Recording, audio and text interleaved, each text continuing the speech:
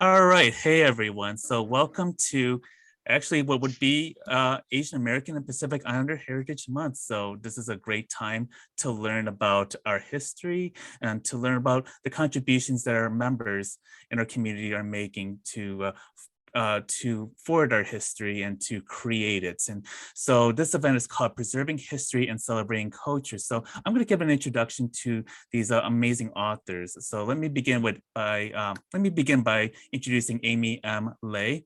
She was born in Vietnam and immigrated to the United States in 1980 at the age of 5 with her mother and cousin. She is a Vietnam War survivor and congenital heart defect warrior.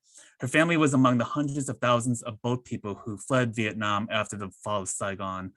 Amy graduated from Western Washington University with a degree in sociology and worked in the tech and telecommunications sector for 20 years. And after her mom's death in February 2017, she left her corporate career to write her debut novel, Snow in Vietnam, as a tribute to her mother's heroic decision to flee Vietnam after the fall of Saigon. Today, Amy is a full-time writer living in Oklahoma with her husband and son. She owns Quill Hawk Publishing and helps emerging authors indie publish their work. She's the co-founder of the Heart Community Collection, a resource for the congenital heart defect community. Amy also serves as a board member on the Vietnamese Boat People podcast and is an officer of the Oklahoma City Writers. So welcome, and I'm going to introduce Kathleen Birkenstahl. So Kathleen is a Japanese American author, the daughter of a Hiroshima survivor, and resides in Charlotte, North Carolina. She's a wife, mom, and owns a dog who thinks she's a kitchen ninja. In 2019, she spoke about her mother's experience in Hiroshima at the United Nations and on UN virtual events for the 75th anniversary of the atomic bombing. She most recently spoke at a Hiroshima Peace Memorial Museum virtual event in February, and now she serves on the advisory council at the International Center for Multi-Generational Legacies of Trauma. And writing gives her an outlet for her daily struggles with chronic pain from reflex sympathetic dystrophy. Her book, The Last Cherry Blossom, is now a United Nations Office for Disarmament Affairs resource for teachers and students, and has received numerous nominations and accolades.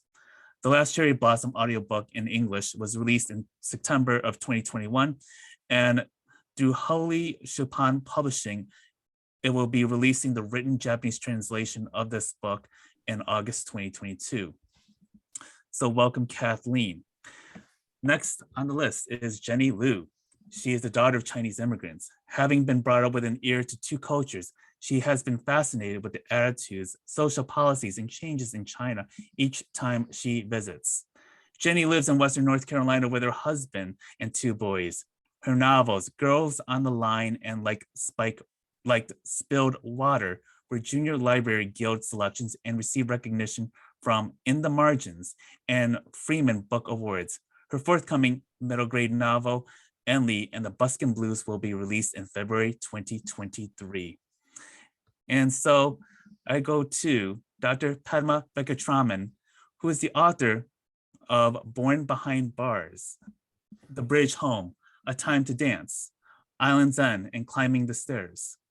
Her books have been released in multiple starred reviews, won many awards, including the Walter Award, Golden Kite South Asia Book Award, and so many more. She secured numerous honors from the ALA Notable, the Boston Globe, SLJ, Kirkus, ALA Booklist Best Book, and been shortlisted for several state and international awards. Before becoming an author, Dr. Venkatraman was an oceanographer and diversity director. You can also visit her at www.padmavenkaTra. Let me start over again.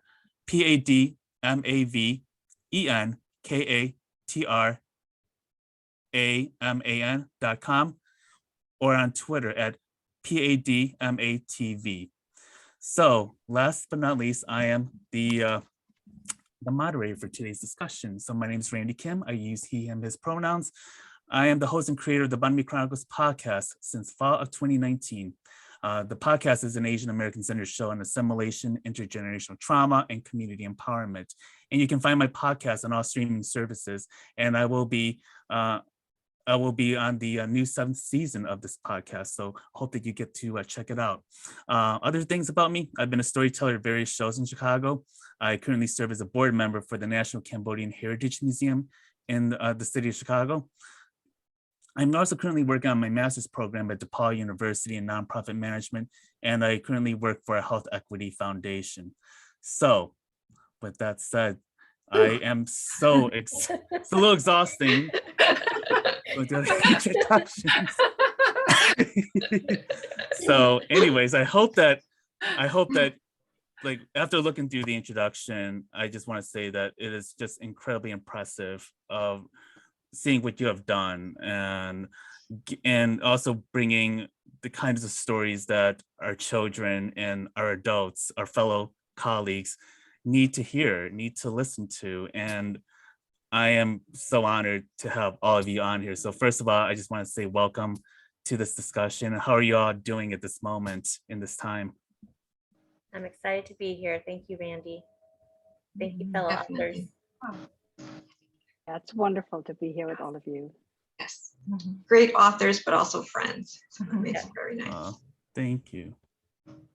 Yeah, and I just want to say that that I hope that everyone gets an opportunity to support fellow Asian authors, especially with Asian women authors, as we are seeing so many new authors emerging, especially in a time where when we were growing up, it was often very difficult to see our stories being told, especially when they were taught through white educators and not having the access to our history. And so I'm glad that this is a narrative that is changing as we speak, and will continue to change. It's because of contributions like yours that are making it into the schools or making it into the libraries. And this is a very important time right now. So this is why we have these conversations, so that way we can encourage folks to start writing their stories and to be allowed to be creative on their own terms. So with that said, let's also kick off with this question. So why is it important to preserve history through storytelling and writing? And what are the consequences of not getting that history right? Let's see who would go. That's a big question. Go ahead, Jenny. Go ahead, Jenny. I mean, gosh, don't you think that, history told through storytelling is so much more comprehensible to most people? I don't remember loving history in high school or college necessarily, or really being interested in history until I, met history in novels. I mean, I think it was Amy Tan's The Kitchen God's Wife is where I first saw that I could really be interested in history. It was like an introduction to really World War II, and from a different point of view. And it really, for me, it opened the door to my own culture, interest in my own culture, really, and wanting to learn the modern history of China, which, I have since mostly learned through memoirs and also like narrative nonfiction. I mean, that's which is a form of storytelling in itself. I mean, I just think that's a no-brainer to have storytelling to make history more digestible and make people empathetic to what these events mean in real life. I mean, I couldn't agree more, because my doctorate is in oceanography. So I, was a scientist by training. And even in science, we speak about how when we understand, and we understand through story, or if your mind can make a story out of something, whatever concept it is, we remember better. And I think the other thing that is just so important in all of this is who tells that story, right? So our stories have been sometimes mangled and told to us, or told to us with only one filter, only one perspective, and that perspective not necessarily being our perspective, right? So for a long time, there has been that going on. And I think it's so important for us to be able to celebrate and tell our stories from within a culture, because that, I think, is such to me, I am biased, but I do think that is a far more important point of view, Because if that doesn't happen, and if we don't, raise each other up and support each other's voices, then we really risk someone else telling our stories the way that they wish to tell them, which also means often erasing what might actually have happened, distorting what might actually have happened. I That's a think wonderful point. Oh, sorry. Oh no, I was just gonna say that's such a wonderful point. Yeah, I thank you for sharing that.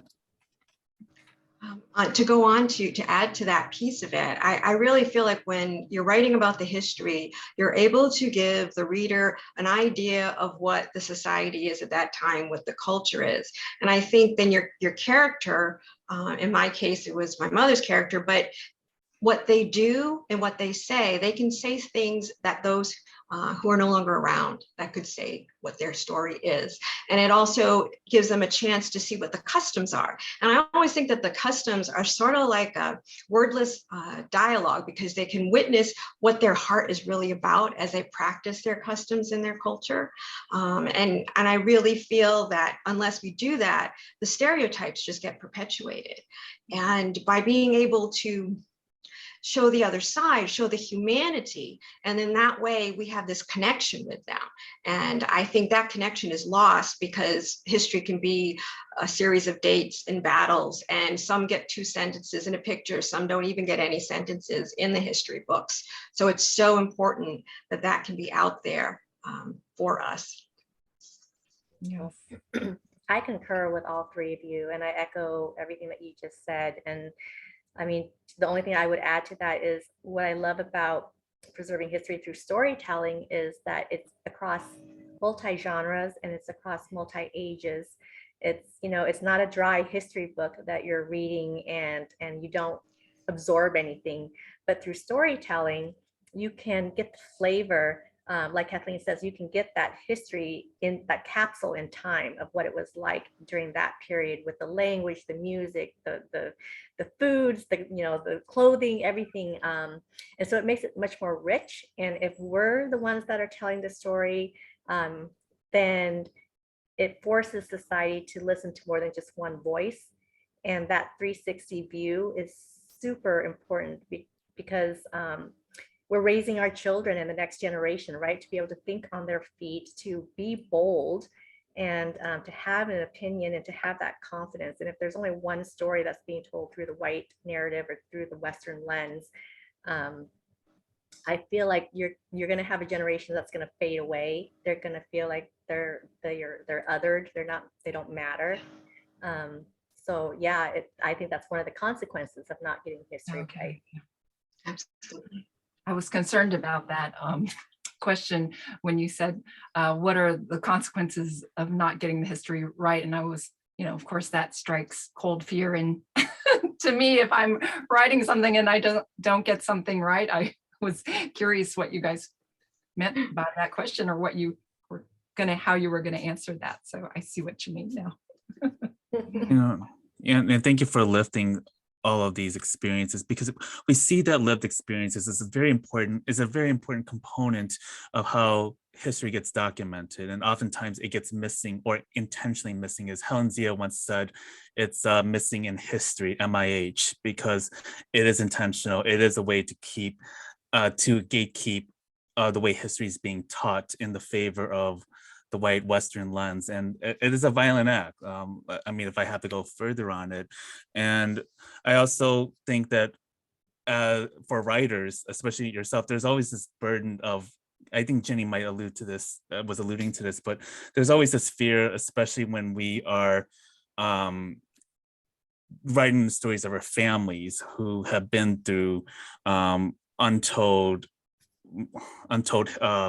levels of violence and struggles, and there's this part where like we weren't there to witness it, but we seen the after effects of it. And how do we get their history right? How do we get this context right? And I think that there's always something that hangs over our head, because sometimes when we look into the history, sometimes it's not done so accurately, and that puts more work to figure it out before it's too late, before the survivors are gone. And so with this said, there's a question I would like to ask is, what are some of the common misconceptions about your culture but also your association with your culture in this case? Hmm. Amy? Well, I will say that I'm Vietnamese, and I still have misconceptions of my own culture, honestly, because that's the impact of not preserving history. Like, I grew up not knowing anything about the Vietnam War, about the boat people and the refugees and the whole Vietnamese diaspora. I just learned that word, not too long ago, a year ago. And so when people think about the Vietnam War, they don't realize that we don't call it that. We call it the American War. And we also have, we're more than just a war. I mean, Vietnam has been dominated and colonized for so long that that's all we are, but we're not. We have a rich history and culture and foods and all those other things that I've mentioned before. And it's like, I think you all get this too. It's like, oh, we're good at math and every Asian person is rich and successful. But there's so much poverty in the Asian culture. Because we come here, a lot of us are immigrants. We come here and we start over with nothing. And we're still clawing our way out, and we're still dealing with racism and xenophobia and all this other stuff. And so we don't necessarily have our act together like society thinks we do, because there's all these burdens or hurdles that we have to get over. Yes, my mind went straight to the stereotypes with this question, but I do feel like in the last few years, it does seem like we're beginning, as I guess with us being part of this, beginning to show a more varied sort of Asian type of person there are more books, and there's, you see the messy characters, and, they're moving beyond the usual storylines, and there's more television shows and definitely more books. I really have seen more books in the last few years. It's true. It's true. There was a couple of things that stood out in my mind when I saw this question. And I was thinking back to when I was little. I remember being in school and my mother would come to get me, and they would say, why isn't she wearing a kimono? Everybody wears a kimono in Japan. Why would she be wearing one? And I'm like, my mother hates kimono. She wasn't comfortable in them anyway. But I'm like, no, they wear other clothes too. And then they would also then say, though, on the bad end of it is that, well, she shouldn't be here because all Japanese hate Americans, so why is she here? And I just remember thinking to myself that that's not true. And so it's just kind of a weird thing when you're young and you're trying to figure out who you are, and you're like in first or second grade, and those type of things come in. They can be more serious, or they could be, my daughter experienced it when she was in school. She was the secretary of the Japan Club in college, and she was so surprised at how many people joined and just thought they were only going to talk about anime. Not that there's a culture beneath it, not about anything, and she was so shocked that they would do that. And, and they would also ask her once, they said, so do you worship trees like everybody does in Japan? And she's like, you only have a piece of that. And she says, Japan has a lot of other cultures and other religions that are there. She said, there are synagogues, there are mosques, there are Christian churches.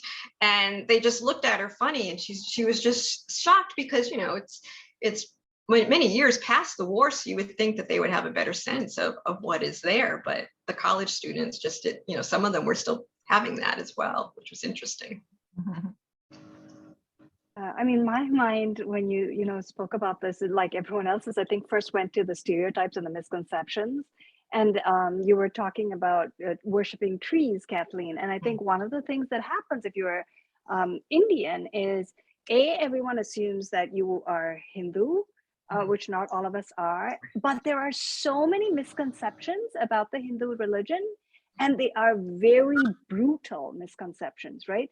There is this tremendous, deep, amazing philosophy and spirituality within the Hindu religion. It's very all-encompassing, very open, and they're very modern ideas. And sure, there's a lot of awful things as well, like caste. But the first thing you're almost always asked, and probably the only thing that people ever want to talk about, is caste when you come from India. So that's one of the things that happens. And one of the other, very ridiculous misconceptions is the idea that the British were somehow this kind of wonderful, sweet, lovely colonizing force, right? And we know that it is not true, but the rest of the world doesn't. And I mean, I think they need sometimes hard fact. And the fact that millions, right, millions of Indians died during British colonization is something that's not known. I mean, the idea also that somehow the British shaped India's economy, right? And I have the statistics right here. So India's share of gross domestic product when the British came, this was after there was a certain level of colonization already, because like Vietnam, we'd been colonized several times. And after the collapse of the Mughal Empire, it was still 23%. When the British left it, it was about 3%. So for them to say they gave India so much, right, is such a misconception. And certainly with my own book, Climbing the Stairs, one of the things that I learned, much later in my life was the contribution that all of British India, which is not just the modern, country of India, but a whole lot of other countries, is the contribution that this part of the world made to the Second World War effort. And people don't even know that. When you speak about a World War II soldier, the first thing they think of is a white guy. And sure, we owe a lot to white soldiers who died in the Second World War effort, but we also owe so much to so many soldiers of color, right? I mean, the Japanese American soldiers, the African American soldiers, there's so many people we never think about, we don't acknowledge enough. And among them, like my granduncle who shows up in Climbing the Stairs, the British Indian Army became the world's largest all-volunteer force in the Second World War at one point, and people don't even know that. Wow, it's unbelievable to have all of you dive in and to really excavate these some of the inconvenient truths of our history, but also pointing out the fact that our history is not all trauma. I think this is where I get very irritated personally. I think for all of us that when we get into the trauma porn of our history, then that does not do anything to humanize who we are, the contributions that we made to society. And so I think that we have, by excavating, we can reveal both, of the harm that has been done and who needs to be held accountable in history, but also at the same time, really lift the history, the contributions that have made, that have actually allowed us to exist, through our ancestors, through what we're doing now, and through what so many people in our society are contributing to. So I think this is a very important time that we're honoring our loved ones and honoring our ancestors doing this important work. And which also leads me to this question of how do you go about honoring your loved ones in your story, whether it's fiction, nonfiction, and how has that impacted your own relationship with your family or your loved ones, for that matter? Kathleen, you want to go first? Sure. I think what I really wanted to do was, when I was telling my mother's story, I wanted to give the respect of what actually happened, to show what she had seen, and not make the horror of it gratuitous, but to actually show this is what it was. Because I know when I was submitting my story, a lot of times I would get, well, this is a little too much. And the way they would want to cut it down, it didn't seem like it was a bad thing. And I said, you have to understand how awful it was. And the other piece is to show what she lost. So that's why you would have to show before the bomb would drop, and to give the idea of the culture and the life, and making that much more terrible of what she would lose. And it was difficult to do that because one of the big publishers wanted me to just use it, start at the day the bomb dropped, and then make it as she, goes about her way and makes everything better. And I'm like, but that's not life. That's not what happened. And people need to understand. And it was very difficult.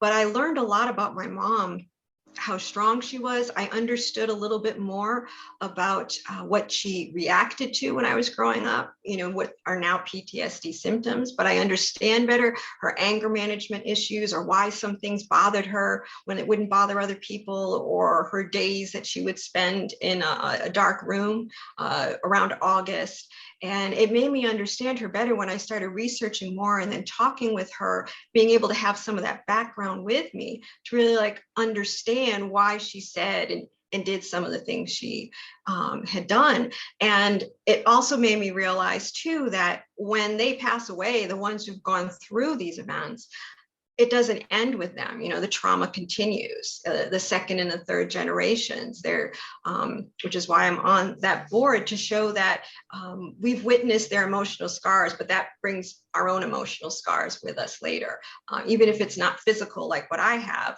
And I think it's really important for them to see that it stays, or there's a conspiracy of silence where nobody says anything.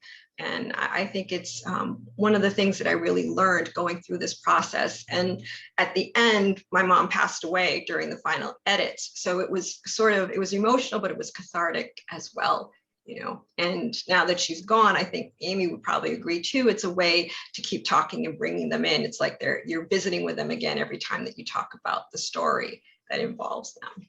So. Yeah, absolutely. Like I honored my mom through just quitting my corporate career and focusing on writing her story, because it was actually more selfish to try to understand her past, so that I can figure out my own history, because I was floundering big time. And to be able to continue to provide that history and that impact, and bringing her back into my life year after year, it's been an amazing journey, because I've been able to be closer to my son, who seems to be getting older and older, so fast. And now he's 13. And I think he's going to start really to be curious about, his grandma, because just a couple of days ago, I received a message from Vietnam saying that my uncle and my aunt aren't doing so well. They're starting to pass as well, and they're going to take their story with them. And so, yeah, I just, through our storytelling, through our events like this, we can keep honoring our family and our traditions, and keep those stories alive. I love that you said that about your son. The first manuscript that I wrote was, about my father's life. And I was just thinking myself that it's time to let my own boys, who are 13 and 15, read that story, and to help them connect with, their grandfather who has passed away as well. So I just love that. My mom is actually going to turn 90 this July. So, it's quite an incredible thing. And, what happened later in her life there was a lot of trauma in our family for various reasons. But I think one of the things that actually brought me so much closer to her was writing the book, Climbing the Stairs, which was my debut novel, because, it took me to some of the things that I had heard her sort of remark in passing, but never actually explored, right? And even though when I grew up in India as a girl, there was, not a whole lot open to me at the time that I was growing up. In the way that we were growing up, we were treated very, very differently from the males in the family. And yet the way that she had been treated, with actually having been forced to live downstairs in this one house where the kitchen was and where the women stayed, and not even being allowed literally to climb the stairs to get upstairs to the library, right, in the house, was something that I could not imagine, even though there are injustices in climbing the stairs that were continued and even perpetrated by my mom to a certain degree to me when I was growing up. But even so, that level that I, had only sort of heard about in passing, to be able to have that conversation with her, and then to see how, Amy, you mentioned how it was cathartic for you, I think. Oh, I don't know if Kathleen was the one who mentioned that, maybe both of you. But for me, I think it was also for her cathartic to be able to see this story that she had never told anyone, had hidden, kind of, held so close to her. And yes, it was fictionalized, but then it was there. And then, she had people talking about it. And in my case, also had so many people who were veterans, not anymore because we don't have many of them anymore. But when the book first came out, World War II vets who had never heard their story, right, or seen it in print, who weren't even my target audience because I wasn't necessarily writing for older men, but they were delighted because their story had been told. And I do think it's so important for us to have our stories be there, both as mirrors for the next generations that come on, but also even for the people who have lived through them to see themselves. Yeah. To add to that, Padma, when I did through this writing journey, again, I wasn't writing for anybody but for myself and for my mom, but I realized that it touched so many lives. And then I was really surprised that it was the Vietnam War veterans that it really resonated with, because I found out that a lot of them, after they left, it was something that just always kept them up at night. We're like, what happened to the people that they left behind? What happened to the refugees? And this brought some closure for them to be able to read.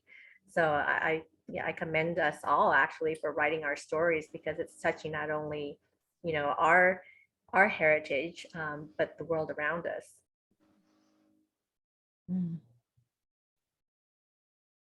Yeah, thank you for sharing that. And well, with that said, because I think that when we think about younger generations, especially since being parents to younger kids, I'm not a parent myself, but we think about what legacy are we leaving for them, and what do we want them to be aware of as they are figuring out their own future. And now, like, what would you say to younger generations that are in the process of understanding and reclaiming their identity and their experiences, along with their history? So what would you actually say to younger folks in this who are in the process of that learning? All right, I'll go first on this one. I think there's so much that you sort of have this gift if you have an exposure to any culture, right? Whatever culture it is. And if you happen to be, as we are, straddling more than one culture, then I feel like sometimes people get caught in the where am I? But if you think of how much I have, there is just so much wealth in there. And to be able to embrace that is such a gift, to be able to have more than one language in your mind, in your heart, in your ears. That is so incredible. Like, that is such a great gift. And I think the other thing that I would really think about when you talk about embracing identity is in every culture, there's always been downsides. There have always been things that are not so great.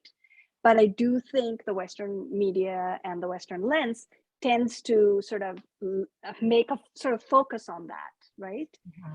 In Asian cultures. And so, yes, I spoke about the sort of gender oppression that I experienced and my mother experienced. And then again, if you look into the richness of culture of all of India, you will find such a lot of sort of gender embracing ideas, of philosophy that is not even just, sort of a relatively new sort of bi-gendered ideas, but much more welcoming, embracing, and egalitarian.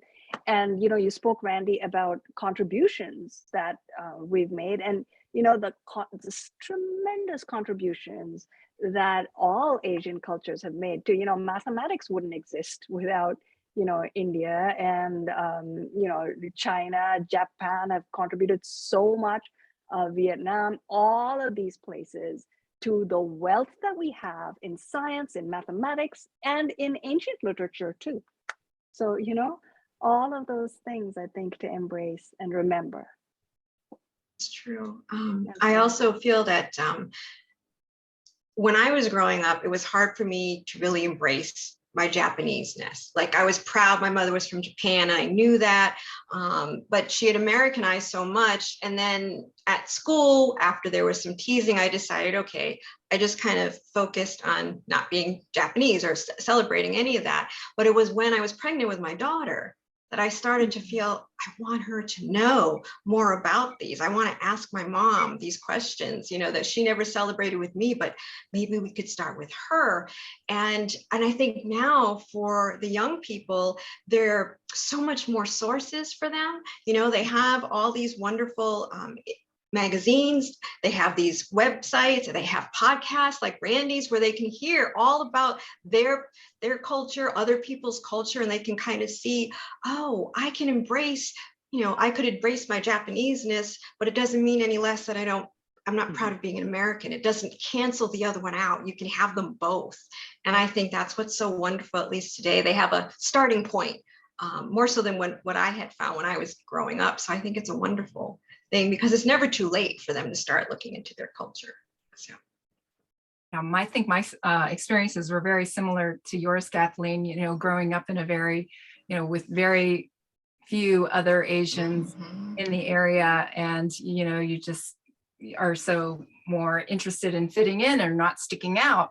But once you get to that point, usually when you get to college and you really become more interested in once you're on your way, you're on your way. And but from as a parent, I think you can really help your child, you know, be interested in that at a very young age, just by, of course, making that sort of media available to them and seeing them in books and on television where there are other Asians, where it's, you know, where it's normalized in a way of speaking. So I have seen a huge difference, even with my own children, than my growing up, and even between my two children, which are about 3 years difference in age, and with the number of books that I was able to bring in at an earlier age to my second child.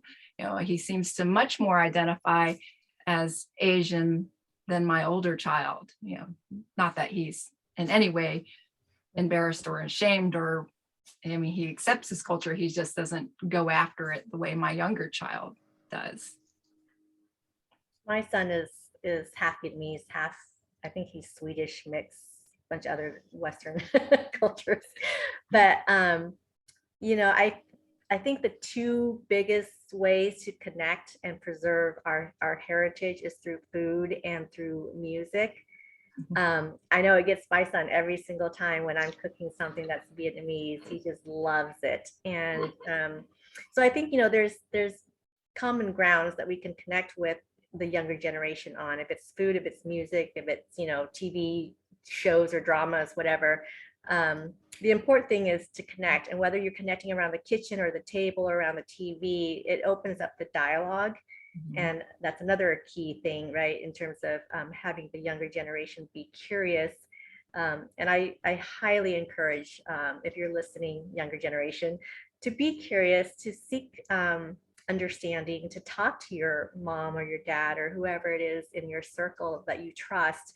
And you can start little, you know, little by little. And in time, I think the more you understand, the more you're going to be pretty darn proud of your background.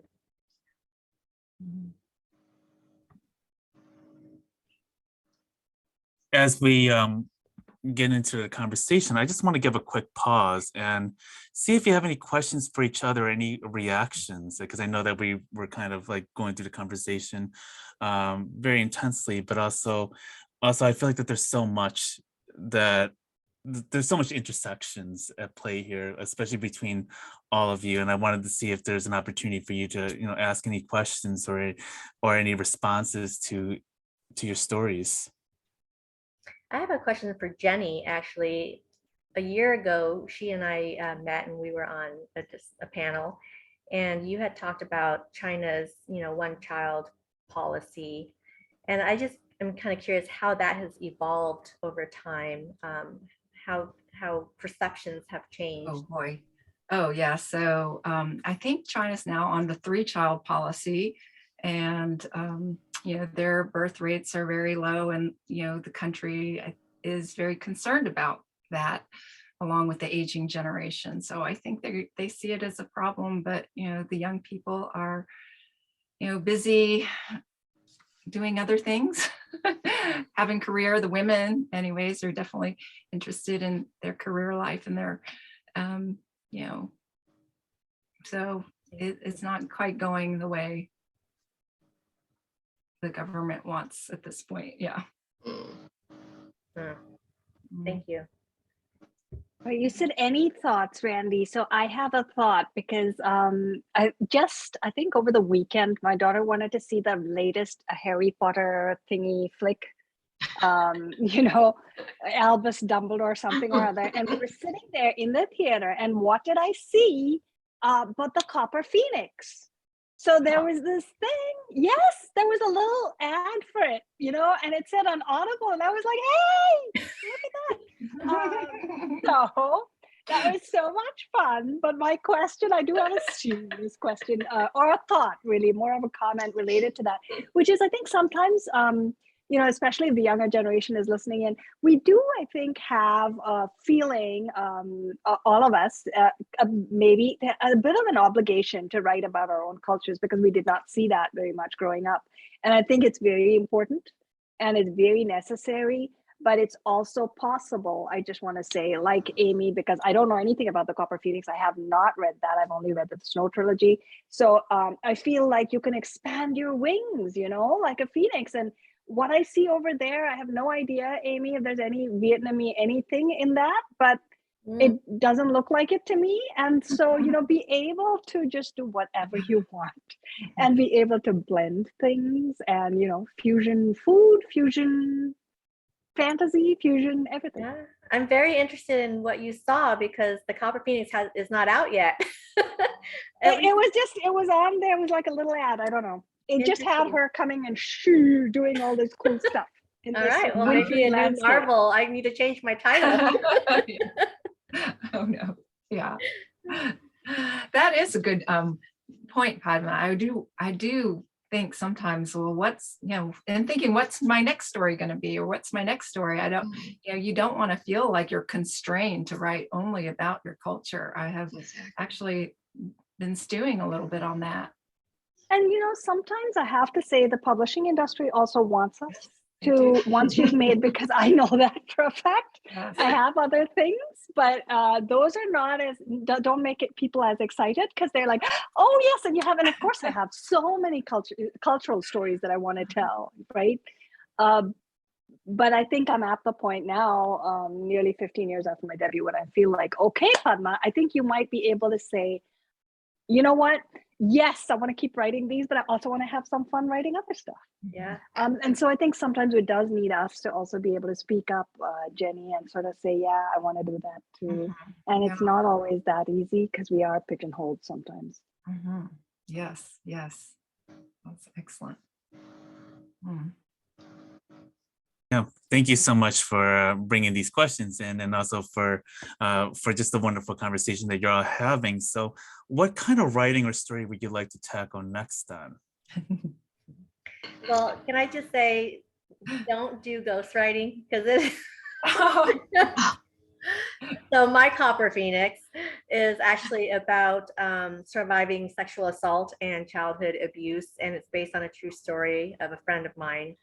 And I'm writing it as a biographical or a fictionalized biography, right? And so, but it's 90% truth, and it has been almost 3 years in the making because as I write each chapter, my friend is either triggered or just it just brings up a lot of emotions, right? And so whatever you're tackling next, think twice before you do a ghostwriting project. But I will say after this one, I'd like to do something light and not trauma related. And I would love to do like a middle grade series based on my son. That would be cool. Yeah, I really want to do a picture book of just something that's fun. I'm working on the sequel to The Last Cherry Blossom, but that's also very heavy as well. And so I really would like to be someone who comes in, and be able to read something that makes them laugh more, or just something more light would be a nice little change. Yes, I agree. After my first two heavy novels, I definitely went the other route, and that will be Enley and the Buskin Blues, which is just kind of a fun caper romp story based on my own boys. So Oh, that's great. yeah.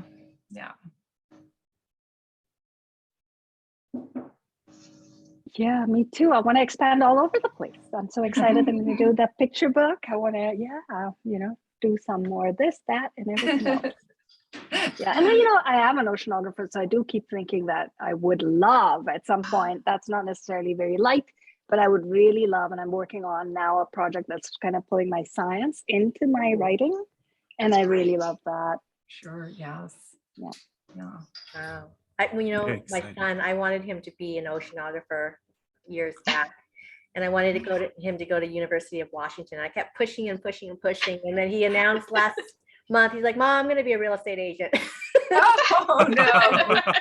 But The Tiger Mom's not working. I guess that's so funny. They probably make a whole lot more money than oceanographers. Yes. Oh, really? You would be really good at real estate, actually. I could see that. But are you so Amy, since you're gonna be writing about being inspired to write about him, or is it gonna include durian references? Always. Yes, we love that fruit.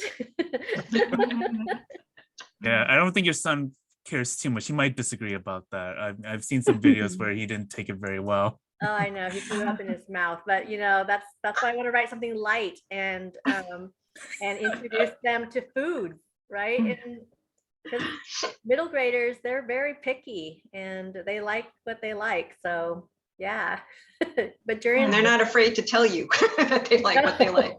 They're not. Yeah, I also wanted to ask you, because I have not, out of this group, I have not written a book. And there's like many others that are at this whole, I don't know if I could write this story. I don't know if people are gonna like it. I don't know if I want to deal with the 30 to 40 rejections. I know, Amy, you had recently shared a lot of the rejection comments, which I think it gives me a better idea of what that feels like. So what advice would you have for someone like myself, or to anyone who is on the verge of trying to write their story and not knowing where to go with this? There's no perfect time to start your story, and your story of you or whatever you're experiencing is important. And I think not to wait for the perfect time to write the perfect sentence, is just to start writing and put all your words down. You can worry about what might look better next time, but I think that sometimes I do this to myself, where I paralyze myself from writing, because when I start, I'm like, oh my God, this sentence is awful. I gotta, and I focus too much on the grammar piece instead of just letting it flow. So I think it's really important to be able to do that. And the rejections, I have a whole file of rejections from the first, from the last Cherry Blossom. So there's definitely that, but it's more to try to get the words out and just write from your heart. I really don't think you can go wrong when you do that. Yeah, you don't need to think about the rejection part. Just right. Sit down and yes, just go for it. I mean, I think I had almost 40 rejections, right? Before, and some people, my husband says not quite 40, so I usually say, okay, I had at least 30 rejections with climbing the stairs. And those were the days that we didn't even query by mail. We queried by mail, right? So we didn't even query by email. Right. So you would have to wait. You would send something off. People didn't really accept simultaneous submissions. You would lick your stamp. You would send it off, and then 3 months later, or if you were lucky, if it was 6 weeks later, you get somebody who would be like, I don't care.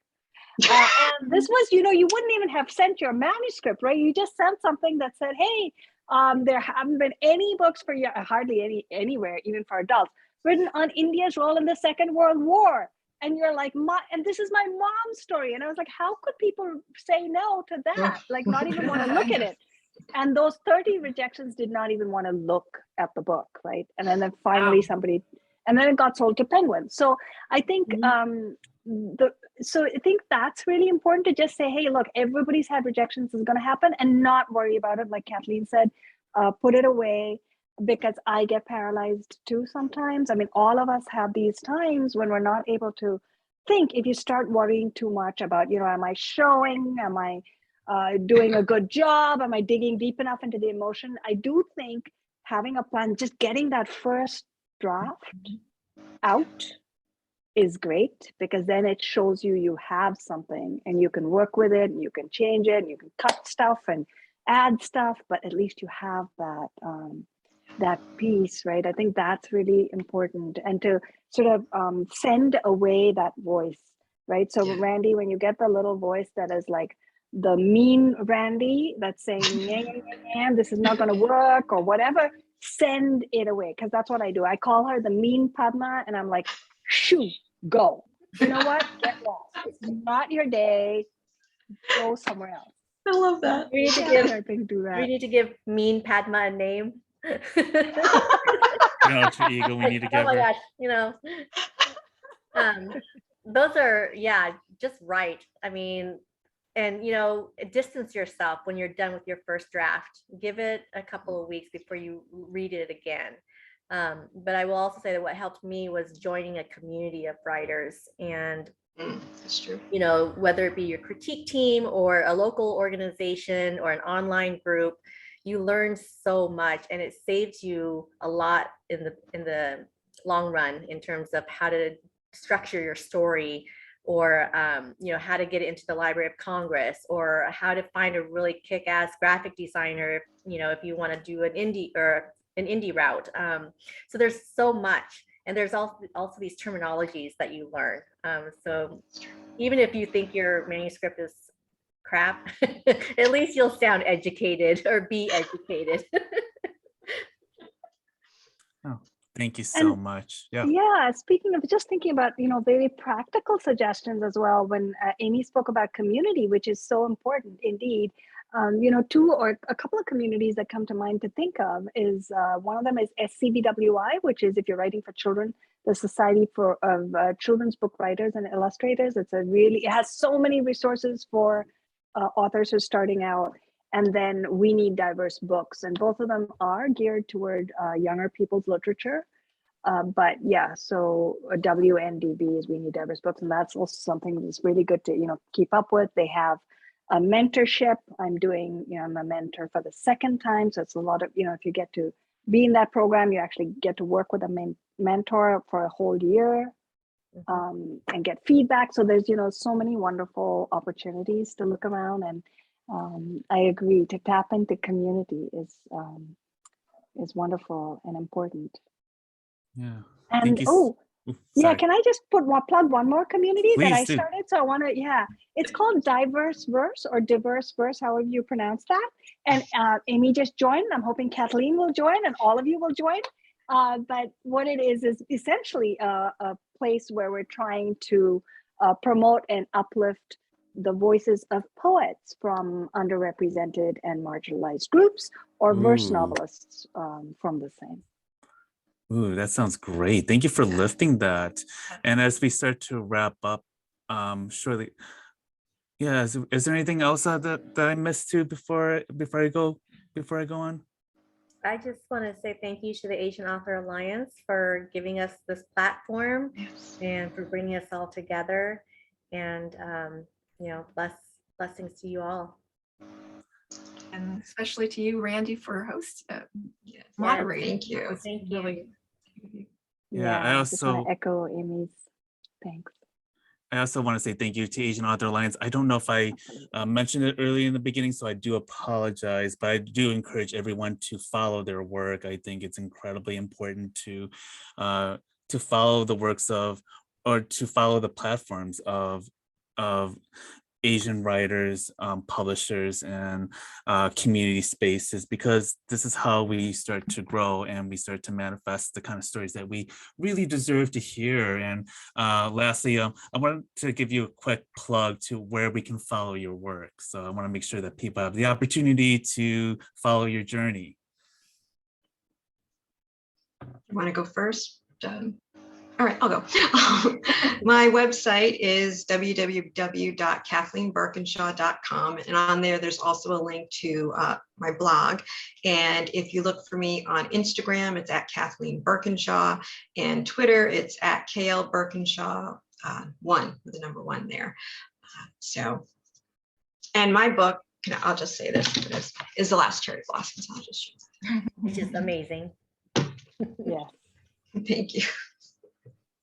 Well, I'm on, my website is amy-m as in Mary -Lee, and that's Lee with 1 E.com. And if you just go to that one-stop shop, you'll find all of my links to my social media platforms. And I'm at Jennie Lou Writes, and on Twitter, I'm at Starnes Lou, I believe. And my books are here. These are my books. Very good ones. Good. Those are good too. Yeah, so yeah, here's Climbing the Stairs, which I talked about a whole lot, and then there are all my other novels. Born Behind Bars is my latest novel, and yay! Yeah, as Randy said in the beginning, my website is padmavenkatraman.com, but you have to spell my name correctly, and you know, at Padma, Padma, and then TV like television, because those are my initials, even though we don't have a television set at home, is my Twitter handle. So you can also find me there and get my website through that if you can't get it immediately. And I just wanted to pull up the Asian Author Alliance website that we've been talking about, and it is just www.asianauthoralliance.com. So follow them, everyone. Yes, and if you go to their YouTube page, they'll have this video, and they'll have many, many more videos of other Asian authors. So it would be very interesting to check that out. Yeah, no, thank you for plugging. And also you can check out, you can follow me at Bunmi, at the Bunmi Chronicle. So it's Bunmi, BANMI_Chronicles. And you can find me on Instagram that way. So hopefully you get to listen to new episodes of my podcast this season. And I just want to say thank you so much to everyone for sharing your incredible stories and for really giving us the blueprint of your work. And I think this is very critical to where the next direction of writers and readers, for that matter, and what that can bring. And also when we have more people reading your books and the writings of BIPOC authors, I can only imagine what our society could really look like when it has that opportunity, when they get to hear these stories and that they get to feel celebrated and seen and realize how inspiring that is. So just know that don't let the pen dry out. Just continue to go ahead and make it happen, because somewhere along the line, someone's going to be waking up and saying, hey, I want to write, or I want to be an actor because I just read this amazing story. So you never know who it's going to really reach. Thank you. You all, your compassion and dedication to what you do, it really touches my heart. And I'm so glad we're all friends and you inspire me all. So it was wonderful to be able to do this with you all. It was. Thank you. Thank For you. including me. Just a Bring a joy. pencil, everybody.